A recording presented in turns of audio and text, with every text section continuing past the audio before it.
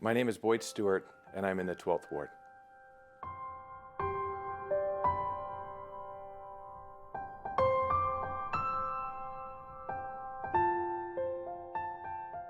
When I think about the temple, it's easy to think about those landmark moments in our lives that kind of circle around the temple. My temple marriage, receiving my own endowment and initiatories. In 2013, after we'd completed our second adoption, we were allowed to take every one of our kids, even our 3 children born in the covenant, and took all 7 children into the bountiful temple and were sealed. There's a couple moments from that day that you remember and just are as clear as day. And one was when they escorted our 7 children into the sealing room, and they're all in white. And the second one was a quiet meeting that my wife and I had with the sealer prior to the sealing. And he sat down, and I think it's a conversation he'd had with many couples that came in after their marriage to get sealed. And he was telling us, he said, now I need you to know that this is no different than if you got sealed on your wedding day.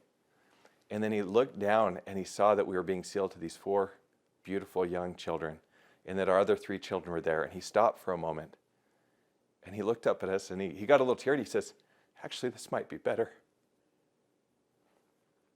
A couple years later, our family of 9 in our giant Suburban were driving down I-15 past the Bountiful Temple, and our youngest daughter, way in the back, said, Dad, I want to go to the temple again so bad. When can I go? And she was probably 8 at the time. And my wife and I looked at each other like we were the best parents in the world.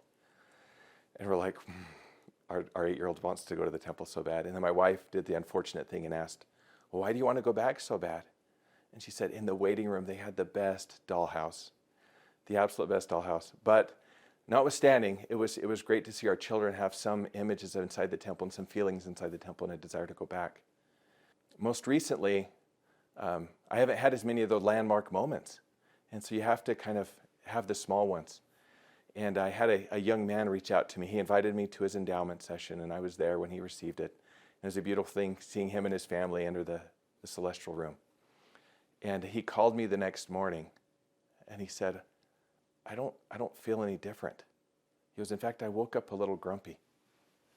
He goes, I thought I'd be a new person. And it took me back to an experience I had over years of just going. I had a calling that I was very overwhelmed, much like every calling I've ever had. But in this one, I felt inspired to go to the temple. And so I made an appointment with myself at the time to go every week. And in doing so, I kept wanting those experiences. I wanted that kind of overwhelming rush of the Spirit. And it was just routine, and I just went. And it wasn't until they closed that temple for remodeling that I felt its absence. And that's what I told this young man. I said, when we don't see relatives or loved ones for a long time, they see us again and they notice differences in us. They may say, oh my gosh, you've grown a ton. Or you're just so different now, or your voice has changed. And there are things that we just don't notice in ourselves until it's absent. I don't think a plant notices when it gets water, but it notices the absence of water. And that's what I felt when that temple closed for renovation. And I felt it again during COVID. And in those times in my life, I'm just so grateful for the consistent growth and nourishment that I receive each time I go. In His house, I find Him.